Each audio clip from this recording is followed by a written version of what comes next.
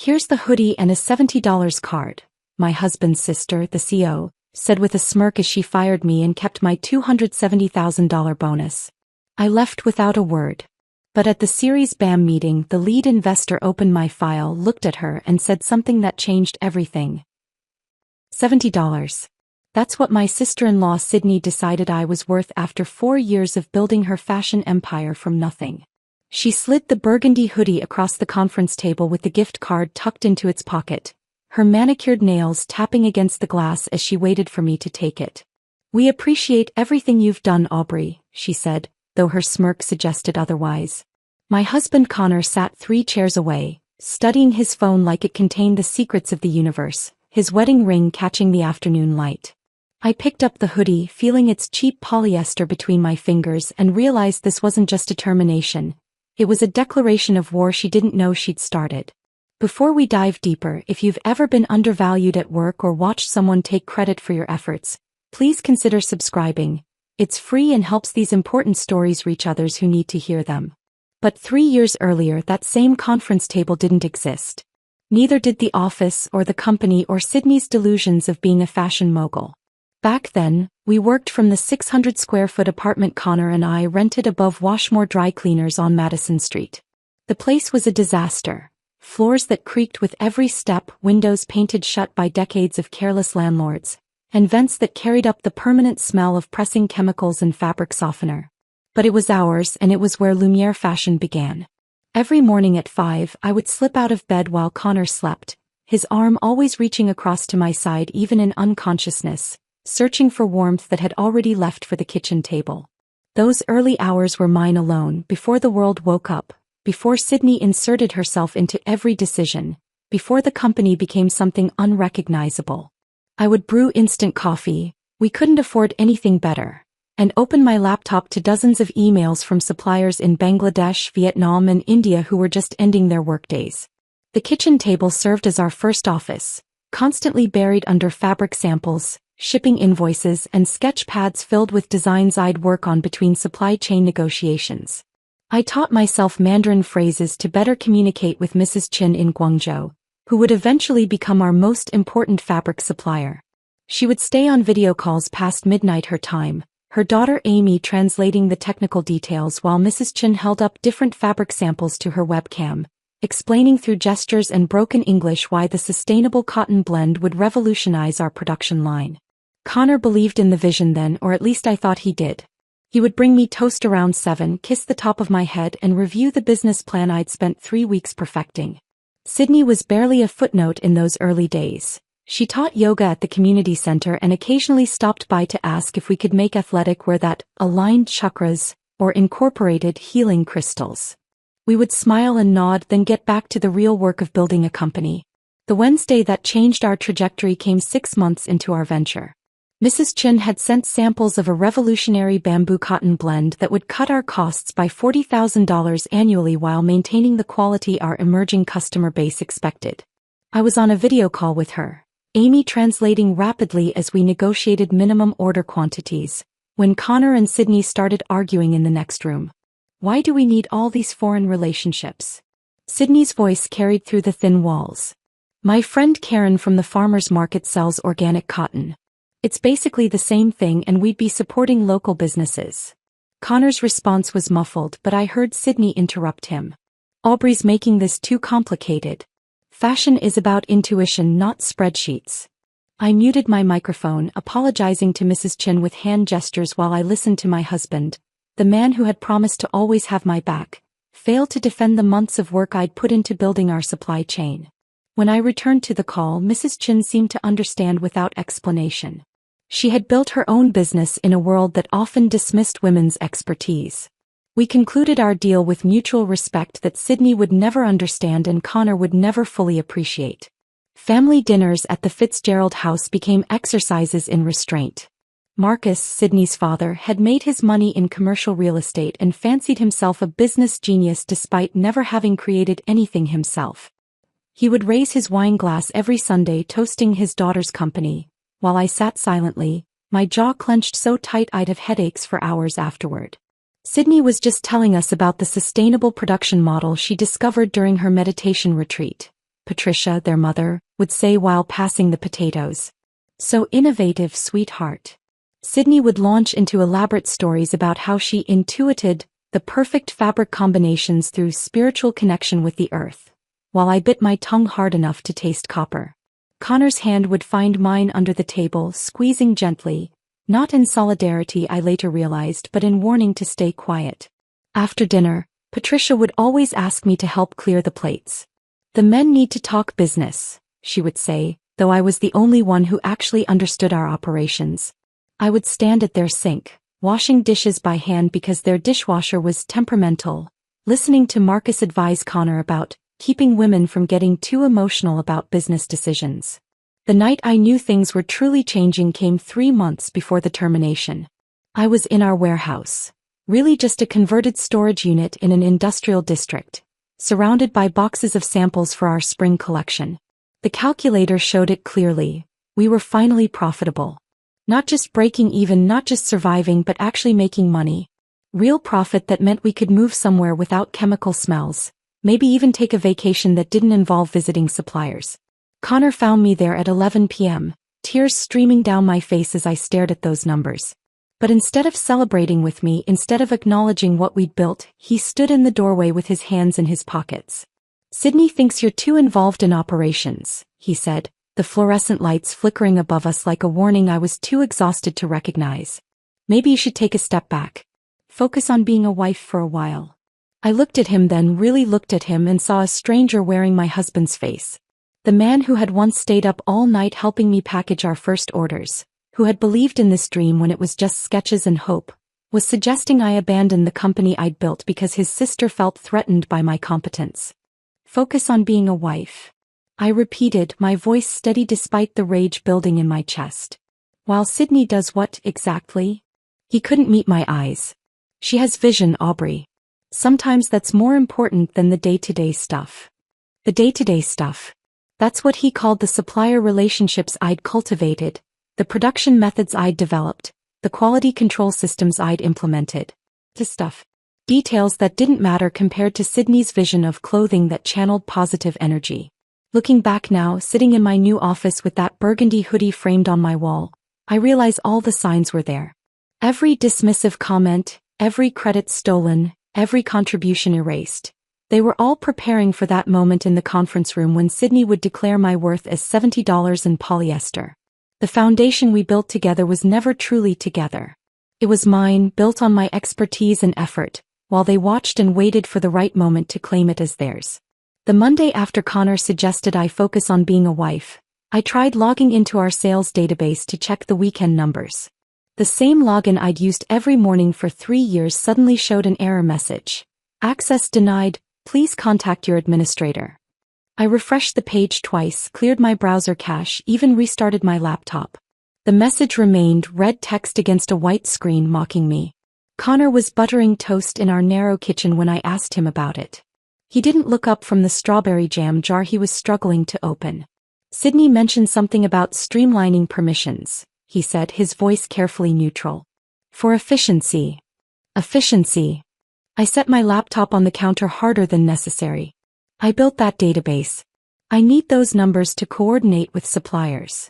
"Maybe you're taking this too personally." He finally met my eyes, and something in his expression made my stomach drop. "It's probably just a technical thing. Ask IT." IT support, when I called them 20 minutes later, was a 19-year-old named Derek who sounded genuinely uncomfortable delivering the message. "Ms. Fitzgerald specifically requested your access be limited to basic functions only," he said, then added quietly, "I'm sorry, Aubrey." That came from the top. Sydney had been in the company for 18 months and suddenly she was the top. I discovered the new marketing materials by accident the following Thursday. A delivery person had left 3 boxes in our storage room instead of the main office, and I opened them thinking they were fabric samples. Instead, glossy brochures spilled out, their covers featuring our new spring line with Lumiere fashion. A vision realized, printed in gold letters. My hands trembled as I flipped to the founding team page. Where my photo should have been, next to Connor's, there was a generic stock photo of 3 women in business suits, all looking confidently at something off camera. Sydney's photo dominated the opposite page, accompanied by a bio that made my blood pressure spike with each word. Sydney Fitzgerald, founder and CEO, single-handedly revolutionized sustainable fashion following a spiritual awakening during her travels through India. Her intuitive understanding of global markets and natural gift for design has positioned Lumiere as an industry leader. Single-handedly. I read it 3 times, each repetition feeling like another twist of a knife. Below her fabricated biography, smaller text mentioned Connor as co-founder and Marcus as chairman. My name appeared nowhere. Not in the small print, not in the acknowledgements, not even in the trademark registration information at the bottom. I carried one brochure to Sydney's office, my heels clicking against the hardwood floor in a rhythm that matched my accelerated heartbeat. She was on a call when I entered, but I waited, the brochure tight in my grip, until she finished telling someone about her transformative journey into fashion. These are interesting, I said, placing the brochure on her desk with deliberate calm. Especially the part where you revolutionized an industry single-handedly. She glanced at it briefly, then returned to organizing papers on her desk. We needed to simplify the narrative for investors. Too many names confuse the story. The true story? The compelling story. She looked up at me with eyes that held no warmth. Investors want visionaries, not operational details. I'm an operational detail? Aubrey, don't be dramatic. You know how important you are to the team. Not the company we built, not the partnership we formed, but the team. Like I was a player she could bench whenever convenient. The trade show in Las Vegas 2 weeks later was when the full scope of Sydney's deception became clear. I was managing our booth, explaining our sustainable practices to potential buyers, when Mr. Patel appeared. He owned one of our key manufacturing facilities in Mumbai, and his innovative dyeing process was essential to our environmental claims. Aubrey. His face lit up with genuine warmth. I was hoping to find you. I must tell you, I was very confused yesterday. Yesterday. You're Sydney. She approached me at the evening reception. Introduced herself as the sole founder, claimed she discovered my factory through. He paused, searching for the right words. Spiritual meditation? She said the universe guided her to us. My mouth went dry. She said that. My friend, you slept on my office couch for 3 days. My wife brought you dal because you forgot to eat while we worked out pricing. You learned basic Hindi to better communicate with my staff. His expression grew concerned. Is everything all right with the company ownership? She spoke as if you were never involved. I forced a smile that felt like broken glass. There have been some organizational changes. Mr. Patel studied my face with the wisdom of someone who had navigated business politics for 30 years. I see, he said quietly. You should know, Aubrey, that my loyalty is to people, not companies. I remember who built these relationships. His words stayed with me through the rest of the trade show, through Sydney's presentation where she claimed to have personally visited every factory in our supply chain, through Connor's speech about their family's commitment to ethical fashion. I stood in the back of the room, invisible, watching my work get attributed to someone who couldn't even locate Mumbai on a map without Google. Patricia Fitzgerald's 60th birthday party was held at their colonial-style house in Westchester, complete with catered appetizers and a string quartet playing in the garden. I wore the navy dress Connor had bought me for our anniversary, trying to blend in among their country club friends and business associates. I was refilling my wine glass when Patricia cornered me in the kitchen. Aubrey, dear, could you help me with something in the powder room? Confused but polite, I followed her down the hallway lined with family photos that conspicuously included no pictures of Connor and me together. She led me into the guest bathroom and closed the door behind us, the soft click of the lock sharp in the sudden silence. Sydney tells me you'll be stepping back from the company soon, she said, adjusting her pearl necklace in the mirror. The vanity lights cast harsh shadows across her carefully made-up face. I'm sorry, what? To focus on starting a family. She said you've been discussing it with Connor. The lie was so bold, so completely fabricated that I actually laughed. We've never discussed that. Patricia turned to face me fully. Well, perhaps you should. Sydney has always been the business mind in the family. Even as a child, she had such vision, such leadership qualities. Through the door, I could hear Connor's laugh, followed by Sydney's voice saying something about emotional people not understanding corporate culture. The words were muffled, but the meaning was clear. With all due respect, Patricia, Sydney was teaching part-time yoga when I built our supply chain. Her expression hardened. Built is such a strong word, dear. From what I understand, you've been helping with administrative tasks. Administrative tasks. 4 years of 18-hour days reduced to filing and phone calls in their revisionist history. Is that what Sydney told you? Sydney doesn't have to tell me anything. I can see what's happening. You're trying to take credit for my daughter's success, and frankly, it's embarrassing. The bathroom suddenly felt too small, the floral wallpaper too busy, the scent of Patricia's perfume too cloying. I reached for the door handle.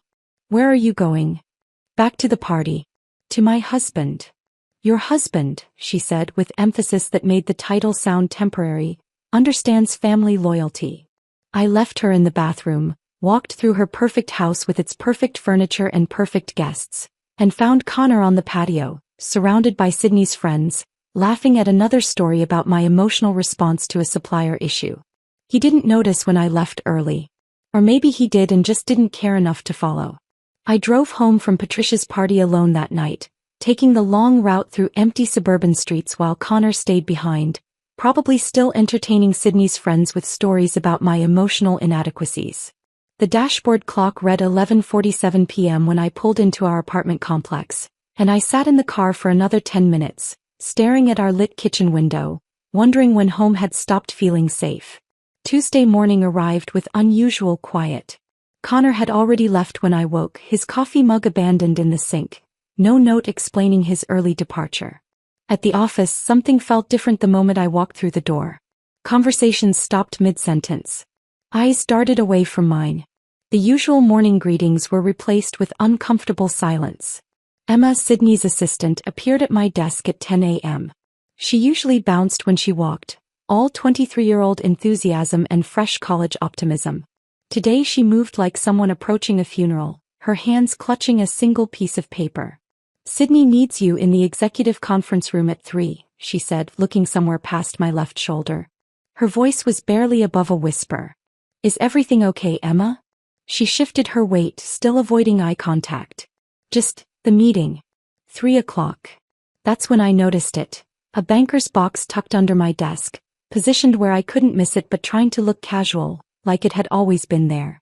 The kind of box people use when they're packing up their lives in a hurry. Emma, what's going on? I have to go, she said, already backing away. 3 o'clock. Don't be late. I watched her practically run back to her desk, where she bent over her computer with the kind of intense focus people adopt when they're desperately trying not to be involved in something. Around the office, I noticed other strange behaviors. The newest intern, Jake, was whispering urgently to another junior employee, both of them glancing my way. When I stood up, they scattered like startled birds. My phone buzzed with a text from Rachel in accounting. Everyone's been told to stay visible this afternoon. Something's happening. I knew then. The banker's box, Emma's avoidance, the orchestrated visibility, they were setting up my public execution.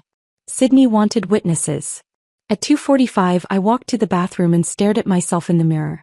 My reflection looked tired but determined, like someone preparing for battle they knew they'd lose but would fight anyway.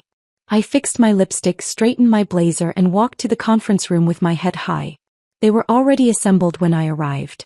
Sydney at the head of the table, wearing a cream-colored suit that probably cost more than most people's monthly rent. Marcus to her right, his attention seemingly absorbed by his phone screen, though I could see his thumb wasn't moving. He was just avoiding looking at me. And Connor, my husband, seated 3 chairs away from Sydney, signing documents without reading them, his wedding ring catching the afternoon light streaming through the floor-to-ceiling windows. Aubrey, Sydney said, her tone suggesting we were about to discuss quarterly projections rather than destroy my life. Please sit. I remained standing. What's this about? She slid something across the glass conference table. A burgundy hoodie, the kind we sold for $90 but probably cost us $8 to make. Tucked into its front pocket was a gift card. The hoodie looked familiar and then I realized why. It was from our reject pile, the ones with slightly crooked seams that we couldn't sell at full price. We're restructuring, Sydney said, her manicured nails tapping against the table in a rhythm that sounded like a countdown. Your position has become redundant. Redundant. I picked up the hoodie, feeling its cheap polyester blend between my fingers. After 4 years of building this company? We appreciate everything you've done, she continued, though her smirk suggested the opposite. This is your severance package. I pulled out the gift card. $70 to a grocery chain I never shopped at. Not even a round number. Just $70, like someone had grabbed whatever was lying in the office gift drawer. What about my performance bonus? The $270,000 I earned by securing the Chin contract. That's being restructured as well. Sydney's smile widened slightly. Budget constraints. I looked at Connor, then really looked at him. He was still signing papers, his hand moving mechanically across pages. Sydney slid toward him. He wouldn't meet my eyes. Connor. He paused for a fraction of a second, then continued signing. It's business, Aubrey. Business. 4 years of building something together, 5 years of marriage, and it was just business. Is this from our reject pile? I held up the hoodie, examining its crooked seam with theatrical interest. Did you specifically choose the ugliest one, or was this just luck? Sydney's smirk faltered for half a second. We thought you'd appreciate having something to remember your time here. Oh, I'll remember everything, I said, folding the hoodie with deliberate precision. Every single thing. Marcus finally looked up from his phone. Security will help you collect your belongings. Security. They'd called security on me like I was some kind of threat, like I might steal staplers or sabotage the computers I'd configured myself. I walked out of that conference room with the hoodie under my arm and the $70 gift card in my pocket, the glass walls ensuring everyone in the office could see my humiliation. They were all watching, pretending to work while stealing glances at the woman being escorted out by security. Tony, the security guard, was waiting at my desk. I'd recommended him for the job 6 months ago when he was struggling after being laid off from his previous position. He couldn't look at me as I began packing my belongings into the banker's box Emma had so thoughtfully provided. My hands shook as I removed the photo from our first fashion show. Connor and me, exhausted but triumphant, surrounded by models wearing designs I'd stayed up 3 nights straight to perfect. Into the box it went, along with my coffee mug, the one Connor had given me that said, "World's Best Wife," in gold letters that were starting to chip. The office was silent except for the sound of my belongings dropping into cardboard. Then suddenly music started playing over the speakers. Goodbye, by the Spice Girls, the volume just loud enough to be noticeable but not quite loud enough to seem deliberate. I looked up and saw Emma at her desk, her face red, studying her computer screen with suspicious intensity. Sydney stood in her office doorway, watching with undisguised satisfaction. I'm sorry, Tony whispered as we walked toward the elevator. This isn't right. I didn't trust myself to speak, just nodded and kept walking. The elevator ride felt endless, descending through floors of the building I'd helped lease, past conference rooms where I'd negotiated deals that built this company, down to the parking garage where my 8-year-old Honda Civic waited in space B26. The same space where Connor had proposed 2 years ago, getting down on one knee beside my car after we'd received our first 6-figure purchase order. The same space where we'd celebrated with champagne from paper cups, planning our future, our company, our life together. I sat in my car, the banker's box on the passenger seat, the burgundy hoodie draped over it like a shroud. The $70 gift card sat on my dashboard and I started laughing. Not happy laughter, but the kind that comes when absurdity exceeds your capacity to process it rationally. $70. After everything I'd built, every relationship I'd cultivated, every sleepless night spent making Sydney's fantasies into reality, they'd calculated my worth at $70 in polyester. The security camera in the corner of the garage recorded everything. My laughter that turned to something between crying and rage, my hands gripping the steering wheel until my knuckles went white, my head resting against it while my body shook with emotions I couldn't name.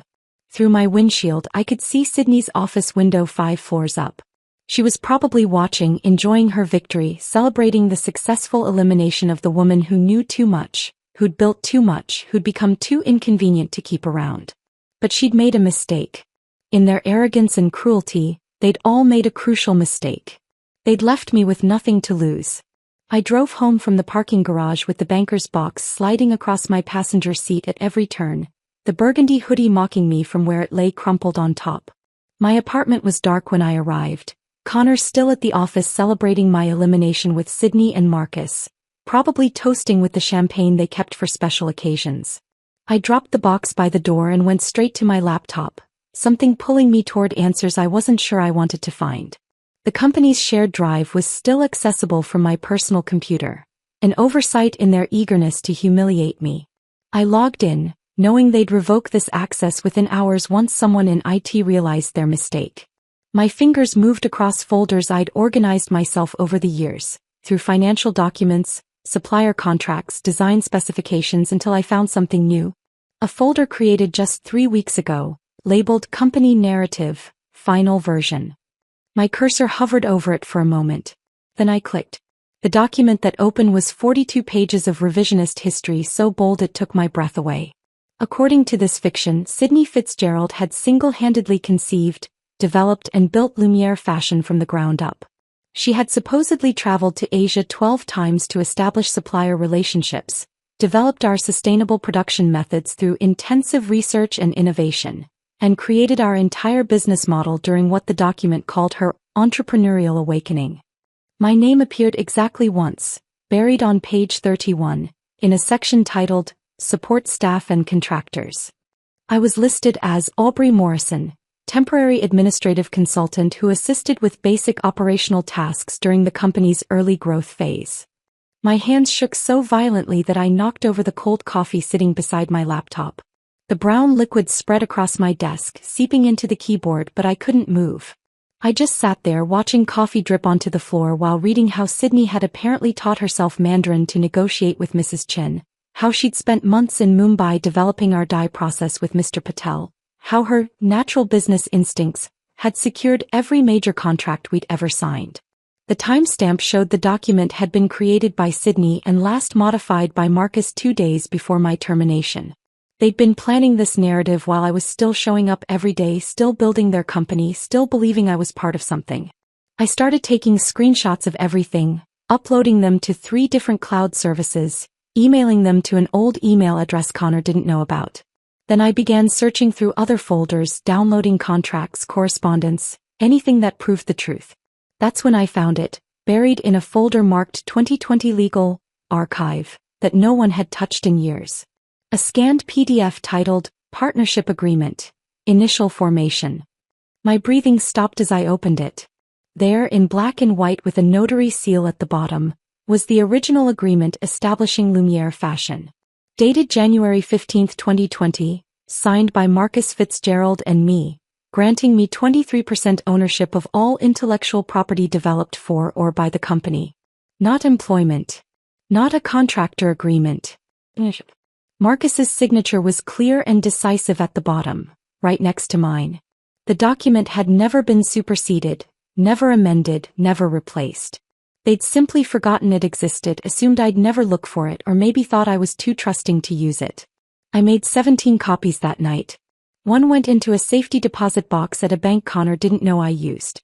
Another to my mother's attic, hidden inside a box of my high school yearbooks. I uploaded encrypted copies to cloud services, emailed them to myself at multiple addresses, even printed physical copies that I hid throughout the apartment like a paranoid person preparing for war. Because that's what this was now. 3 days later, I sat at my mother's kitchen table in Queens, watching her pour chamomile tea into the good china she only used for serious conversations.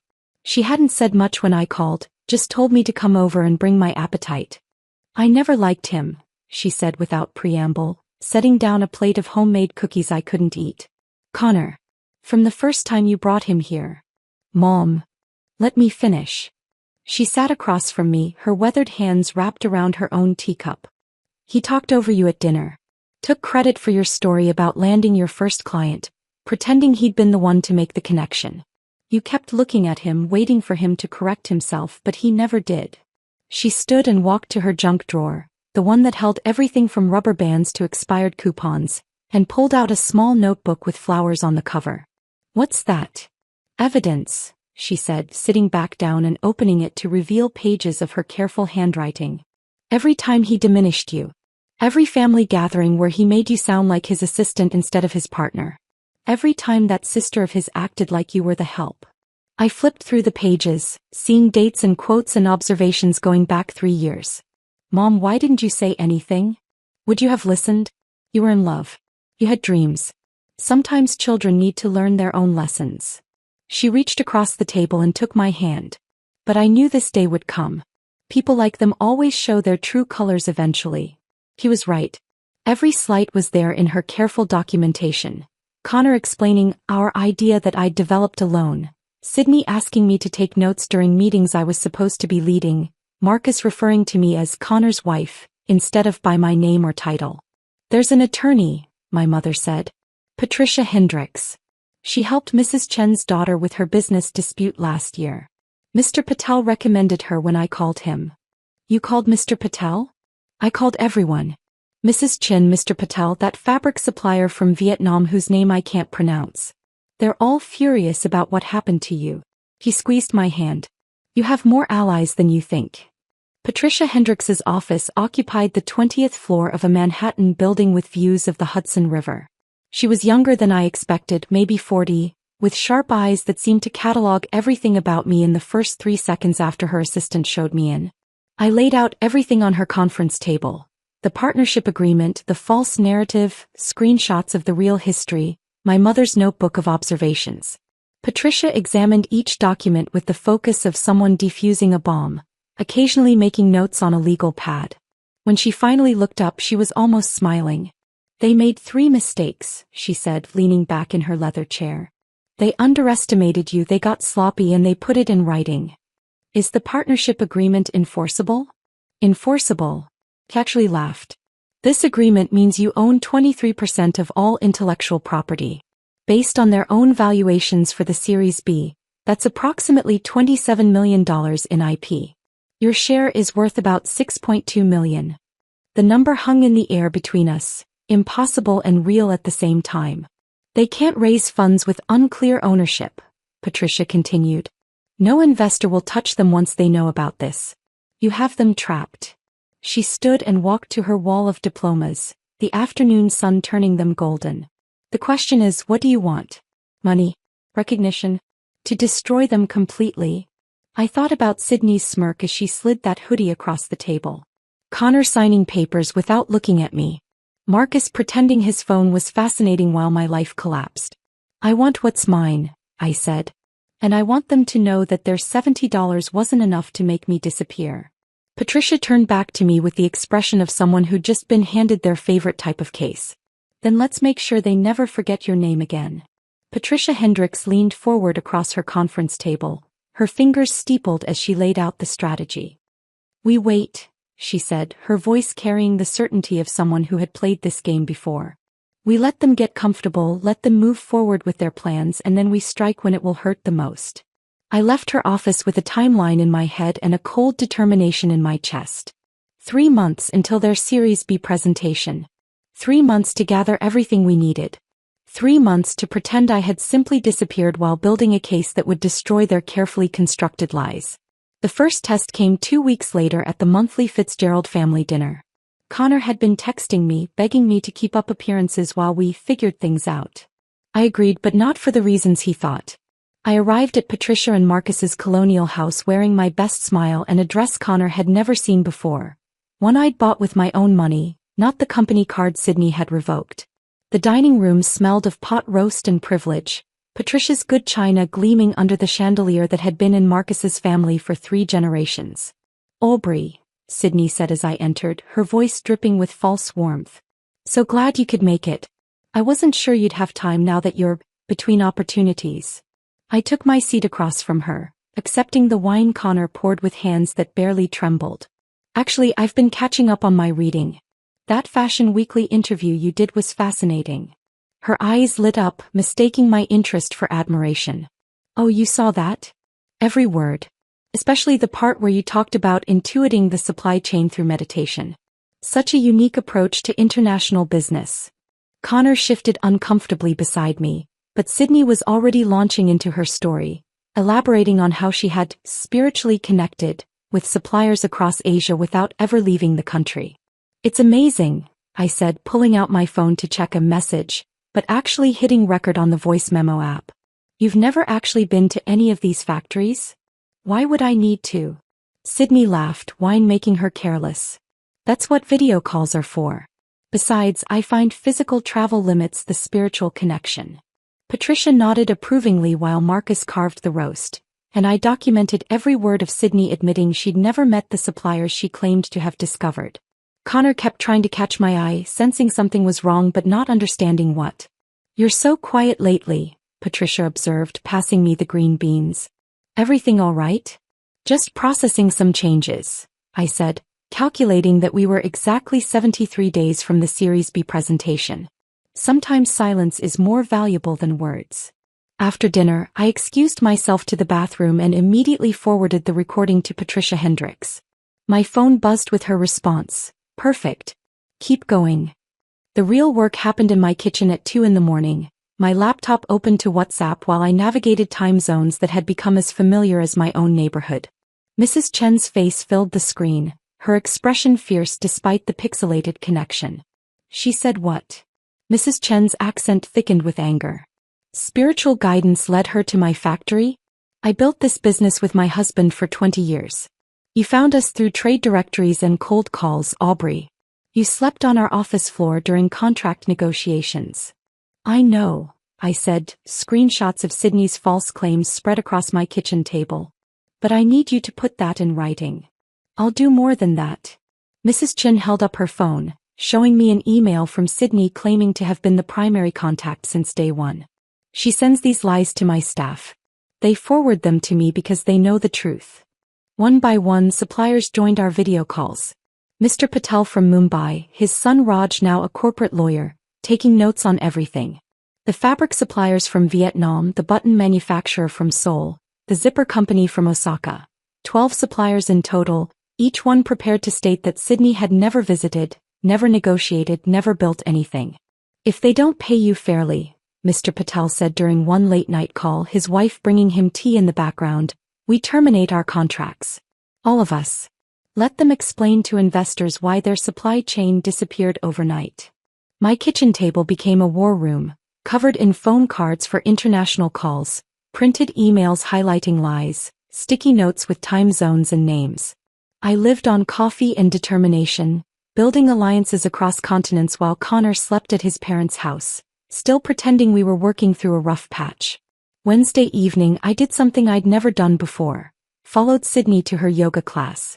The studio was in Soho, all exposed brick and expensive enlightenment, the kind of place where people paid $40 to sweat in designer workout clothes. I positioned my mat directly behind hers, close enough to hear her conversation with her friend Rebecca before class started. My phone, tucked under my towel, recorded everything.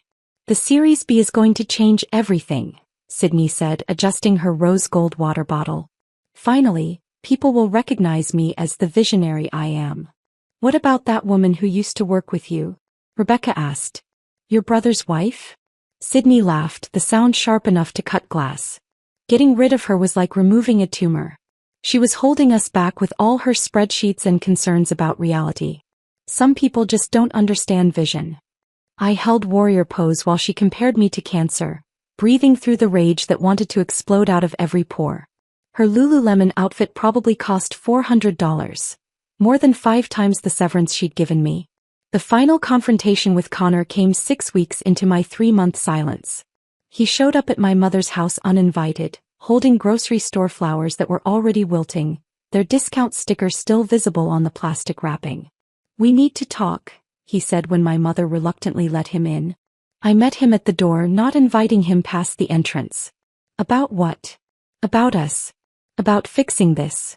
He tried to hand me the flowers, but I didn't take them. I didn't know what Sydney was planning. I was caught in the middle. "You sat there and watched her humiliate me. You signed papers without reading them." "I was trying to keep the peace. You know how my family is." "I know exactly how your family is," I said, pulling the divorce papers from the table by the door where I'd been keeping them for this exact moment. "That's why I'm done with all of you." He looked at the papers like they were written in a foreign language. "You're being vindictive. This is about the money, isn't it? The bonus. The bonus you let them steal?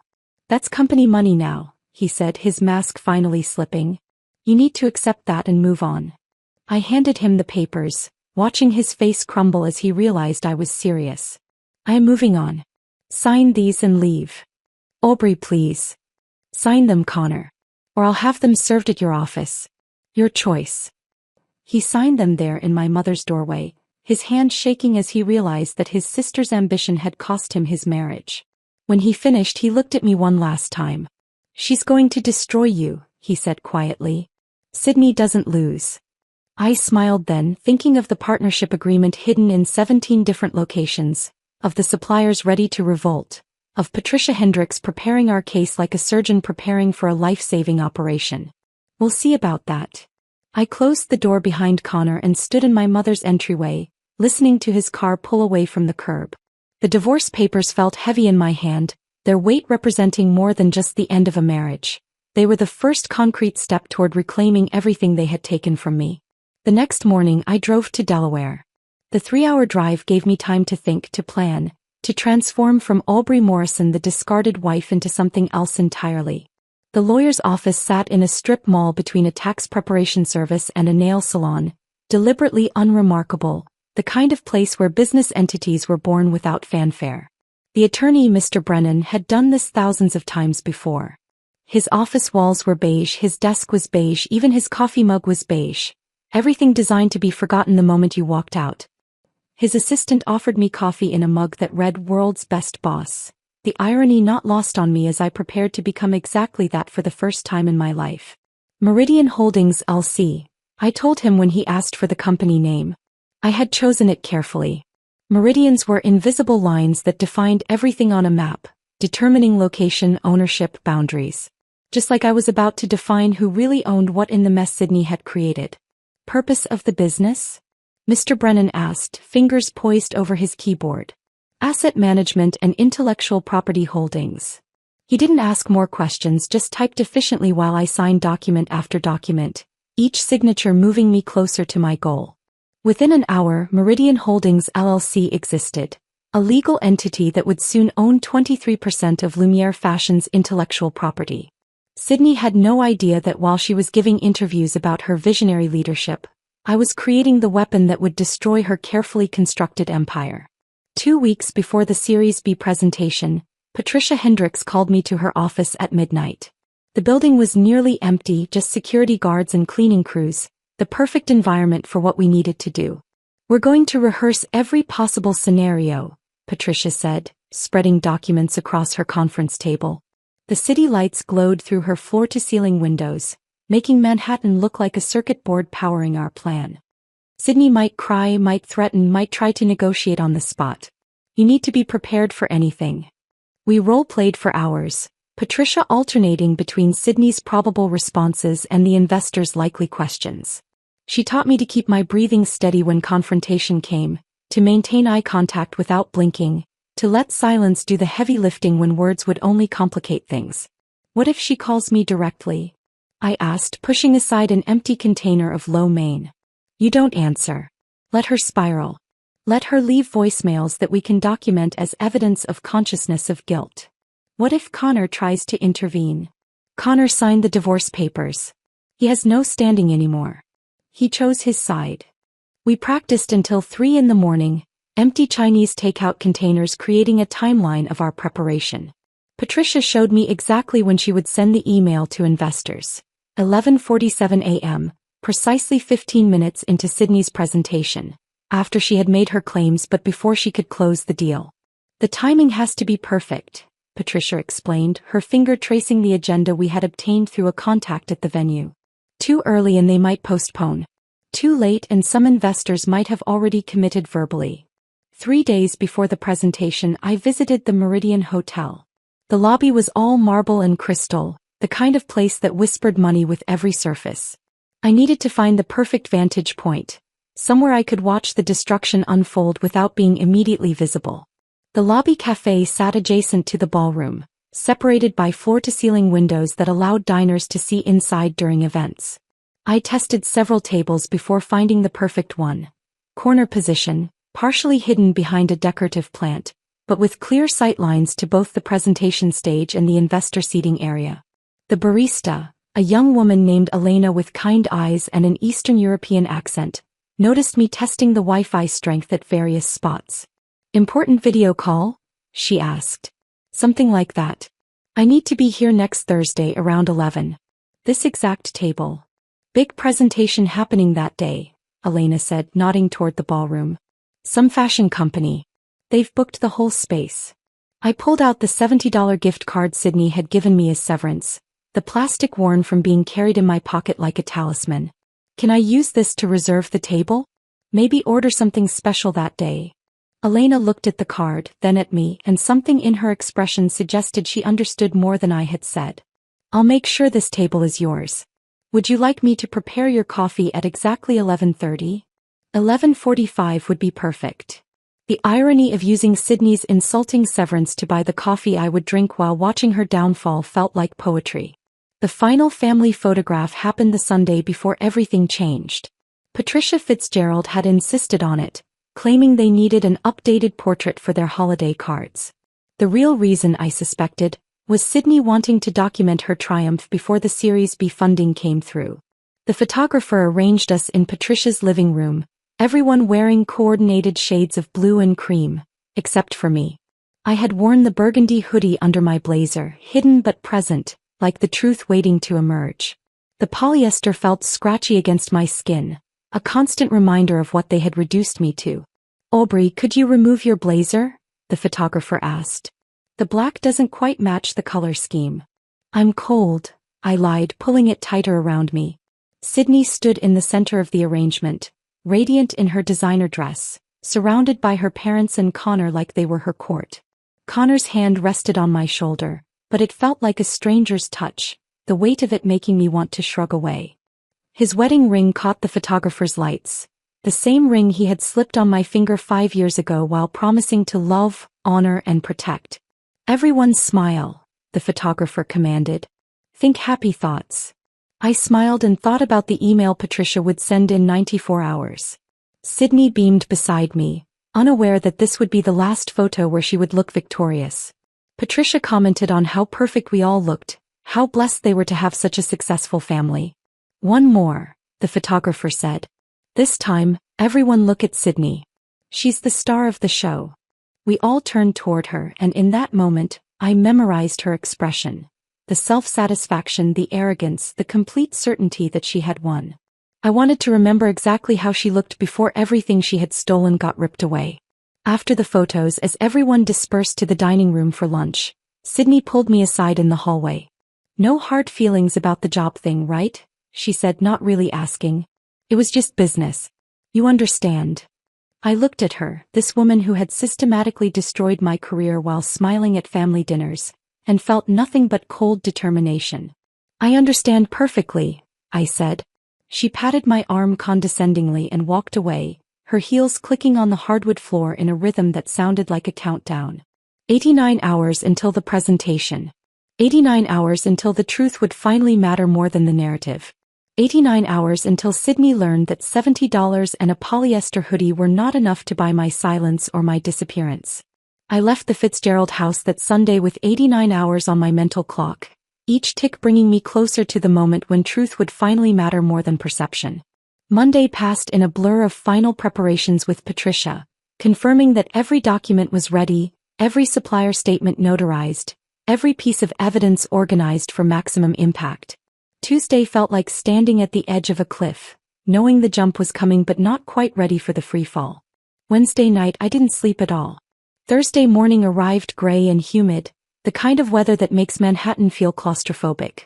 I dressed carefully, choosing a simple black dress that would let me blend into the Meridian Hotel's upscale crowd. The burgundy hoodie stayed in my bag, a reminder of why I was doing this. I arrived at the hotel at 10:45, giving myself time to settle at my reserved table in the cafe before Sydney's grand performance began. Elena, the barista, recognized me immediately and had my table ready with a small reserved sign that she removed as I sat down. Through the floor-to-ceiling windows I could see the ballroom filling with investors, venture capitalists whose combined net worth could probably buy small countries. They chatted over coffee and pastries, checking phones and adjusting ties, completely unaware they were about to witness corporate fraud exposed in real time. At 11 o'clock sharp, Sydney made her entrance. Even from across the lobby, I could see the confidence in her stride as she walked onto the stage. She wore a cream-colored suit that I recognized from the Nordstrom expense reports, $3,000 charged to the company card under client meeting attire. Her presentation slides appeared on the massive screen behind her, our logo prominent, though she had redesigned it slightly to remove elements I had created. Good morning. Her voice carried through the ballroom sound system, clear and practiced. I'm Sydney Fitzgerald, founder and CEO of Lumiere Fashion, and today I'm going to show you how one woman's vision is revolutionizing sustainable fashion. One woman's vision. I stirred my coffee slowly, watching her click through slides showing our supply chain, the one I had spent 3 years building through late-night negotiations and countless international calls. She described visiting factories she had never seen, developing relationships with suppliers she couldn't name without her notes, pioneering sustainable practices she learned about from my reports. Through my intuitive understanding of global markets, Sydney continued, gesturing at a map dotted with our supplier locations, I personally established partnerships across 12 countries, creating a network that gives us unprecedented control over quality and sustainability. Marcus sat in the front row, his chest puffed with pride as his daughter spun her fiction. Connor was nowhere to be seen, probably too ashamed or too smart to attend. The investors took notes, some nodding appreciatively at Sydney's polished delivery. She had rehearsed this thoroughly, every gesture calculated, every pause strategic. 20 minutes into her presentation, as she was explaining our revenue projections, Gregory Aldridge from Apex Capital raised his hand. He was a legend in venture capital, someone who had built and destroyed fortunes with single decisions. His gray hair and expensive suit gave him an air of authority that made the room pay attention when he spoke. Miss Fitzgerald, he said, his tone conversational, almost bored. I notice you terminated your chief operations officer, Aubrey Morrison, 3 months ago. Can you speak to that transition? Sydney didn't miss a beat. Her response was so smooth, so rehearsed, that she might have been reading from a script. Aubrey was a temporary consultant who assisted with some administrative functions early on. Her role became redundant as we scaled.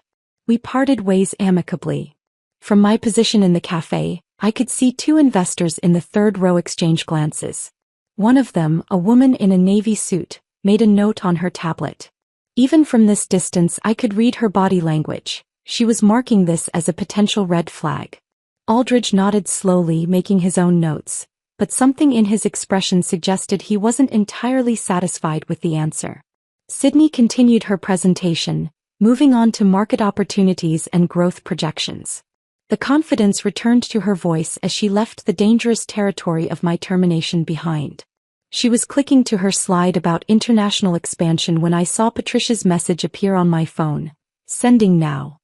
At exactly 11:47 a.m., Patricia's email arrived in 60 inboxes simultaneously. I watched as phones began buzzing around the room, investors discreetly checking their devices despite Sydney's continued presentation. Aldridge was the first to fully engage with his phone, his expression shifting from polite attention to sharp focus as he read. The email contained everything. The partnership agreement proving my 23% ownership, documentation showing I had built every supplier relationship, emails from Marcus calling me co-founder, the false company narrative Sydney had created, and most devastatingly, sworn statements from 12 suppliers confirming they would terminate contracts if I wasn't fairly compensated. Aldridge stood up slowly, his movement deliberate enough that Sydney stopped mid-sentence about projected returns. The entire room turned to look at him, this titan of venture capital who rarely showed emotion during pitches. Miss Fitzgerald, he said, his voice carrying the kind of authority that made grown executives nervous. I've just received some rather interesting documentation about your company's founding structure. Sydney's face showed the first crack in her composure. I'm not sure what you mean. According to these documents, Aldridge continued, holding up his phone, you systematically erased your co-founder from the company history, someone who actually built your supply chain and owns 23% of your intellectual property. The same person you just called a temporary consultant. The room erupted in whispered conversations. Sydney's face drained of color as she gripped the podium. There must be some misunderstanding. The only misunderstanding, Aldridge interrupted, his voice now sharp as a blade, is that you thought you could lie to this room about who built what. I have signed statements from 12 of your key suppliers saying they'll terminate contracts if Ms. Morrison isn't fairly compensated. That means your entire supply chain, the one you just spent 20 minutes claiming you built through spiritual intuition, is about to disappear. Marcus had collapsed forward in his chair, his head in his hands. Other investors were now standing, phones pressed to ears as they called their legal teams. Someone near the back was already heading for the exit. "This isn't just misrepresentation," Aldridge continued, his voice filling the growing chaos. "This is securities fraud. You stood on that stage and lied about fundamental aspects of your business while seeking investment. That's a federal crime, Miss Fitzgerald." Sydney's mouth opened and closed without producing sound, her carefully constructed world collapsing in front of 60 witnesses. Through the windows across the lobby our eyes met. She saw me sitting at my corner table, coffee cup raised slightly in what could only be described as a toast. Her face contorted with rage and recognition as she realized I had orchestrated this moment. The investor exodus began immediately. They filed out with the urgency of people fleeing a building fire, their conversations a mix of anger and self-preservation. Sydney stood frozen at her podium, the presentation slides still showing behind her. Projections for a company that had just ceased to exist as a viable investment. She started screaming my name, pointing toward the cafe, telling security to stop me, that I had done something illegal, that they needed to call the police. But I was already standing, leaving cash on the table for Elena, walking calmly toward the exit as Sydney's hysterical voice echoed behind me. Security guards looked confused, unsure why they should detain someone for drinking coffee in a public cafe. Several investors passed me on their way out and I heard one say to another, "Morrison? Isn't that the woman who actually built their supply chain?" I pushed through the hotel's revolving door and into the humid Thursday morning, Sydney's presentation folder tucked under my arm, the one she had left on the podium in her panic, now evidence of her lies. Behind me, her empire was crumbling, built on stolen foundations that had finally been reclaimed. The humid Manhattan air clung to my skin as I walked away from the Meridian Hotel, Sydney's presentation folder still tucked under my arm. My phone was already vibrating with calls from Patricia Hendricks, but I needed a moment to breathe, to process what had just happened. I ducked into a Starbucks 3 blocks away and finally answered. "They're panicking," Patricia said without preamble. "Marcus has already called twice and their lawyer is trying to negotiate. They're starting at 300,000. I actually laughed, sitting at a corner table while business people rushed around me, oblivious to my life changing in real time. 300,000 for 23% of 27 million in intellectual property? That's what I told them. I countered at 6.2 million. Full payment for your ownership stake plus the stolen bonus plus damages. They have 72 hours before we file publicly and contact every fashion publication about what really happened." My phone buzzed with another call trying to break through. Connor's name flashed on the screen. I'd been declining his calls since leaving the hotel, but they kept coming. 5, 10, 15 attempts. On his 48th try that afternoon I finally answered. "Aubrey, please," he sobbed before I could speak. "You're destroying my family. My mother is having a breakdown. Sydney's locked herself in her apartment. My father won't speak to anyone." I stood up and walked outside, needing space for this conversation. "Your family destroyed themselves, Connor. I just showed everyone what they did. We can fix this. We can work something out. This doesn't have to end like." You sat 3 chairs away while Sydney handed me a hoodie and $70. You signed papers without reading them. You watched your family erase me from the company I built and said nothing. I was trying to.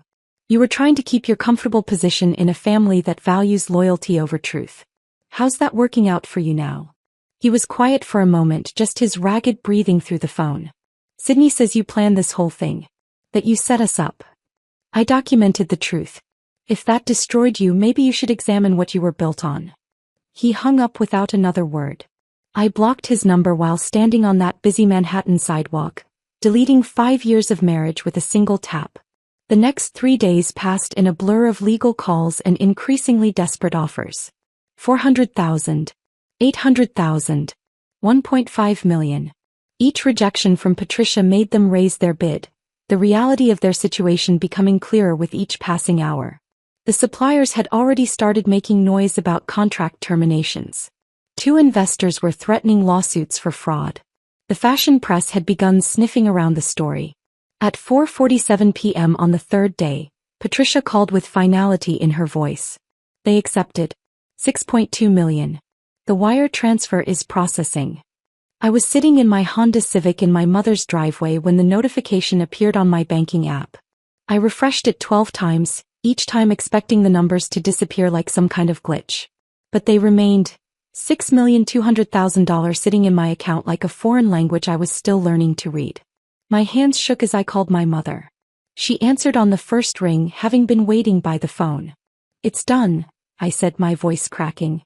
"I won." She started crying immediately. "Oh, sweetheart. I'm so proud of you. You stood up to them. You fought back. I can pay off your mortgage now," I said, tears running down my face. "Buy you that car you always talk about. Take you to Paris like we used to dream about when I was little." "I don't care about any of that," she said through her tears. "I care that you know your worth now. That you wouldn't let them diminish you." I sat in that Civic one last time, remembering all the drives to work, all the nights I'd cried in this driver's seat, all the moments I'd felt small and worthless. The next day I traded it in for something that didn't carry those memories. 6 months later, my life looked nothing like the woman who'd been handed a hoodie and told she was worth $70. My penthouse apartment overlooked Central Park with floor-to-ceiling windows that actually opened, letting in fresh air whenever I wanted it. My home office, where I ran Morrison's sustainable fashion consulting, had become command central for a business that was thriving beyond my wildest expectations. The suppliers I'd cultivated over the years had become my first clients. Mrs. Chin flew in from Guangzhou for my launch party. Mr. Patel sent his son to discuss expanding our partnership. The same people Sydney claimed to have discovered through meditation now worked exclusively with me, helping other fashion startups build ethical, sustainable supply chains. The irony wasn't lost on me that I was doing exactly what I'd done at Lumiere, except now I owned it all. Every relationship, every innovation, every success had my name on it in writing, properly documented and legally protected. Fashion Weekly reached out requesting an interview about women supporting women in business, particularly interested in my journey from corporate fashion to independent consulting. I declined the interview but sent them a photo that told the real story. Me wearing the burgundy hoodie with my new company's logo embroidered over the original Lumiere branding. The caption read simply, "From $70 to 7 figures. A story of knowing your worth." The photo went viral in fashion circles.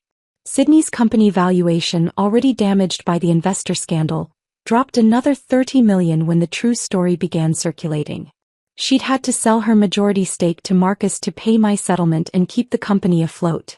Last I heard, she was working as a wellness consultant, which seemed fitting for someone who'd built an empire on meditation and fiction. The burgundy hoodie now hangs in my closet between designer dresses and the leather jacket I bought to celebrate my first million in consulting fees. It's not hidden away in shame or anger, but displayed prominently where I see it every morning. During video calls with clients, when they ask about it, I tell them the truth. It's my most expensive piece of clothing, a $6 million reminder of what happens when you know your value and refuse to accept less. Sometimes at night, when the city lights blur through my windows and sleep won't come, I still dream about Connor's laugh from our early days, before money and family loyalty poisoned everything we'd built. I wonder if he ever thinks about that apartment above the dry cleaners, about the dreams we sketched on napkins, about the life we could have had if he'd chosen his wife over his sister's ambition. But those dreams fade with morning light, replaced by the reality I've built from the ashes they left behind. The hoodie remains, transformed from an insult into armor, from $70 of dismissal into millions in vindication. They thought they were erasing me, but instead they freed me to write my own story. And this version, the one where I own every word, every relationship, every success, this version is the truth. If this story of calculated revenge struck a chord with you, hit that like button right now. My favorite part was when Aubrey raised her cappuccino in a silent toast while watching Sydney's empire crumble through the hotel window. What was your favorite moment of justice served? Drop it in the comments below. Don't forget to subscribe and ring that notification bell to catch more gripping stories of underdogs who refuse to be erased.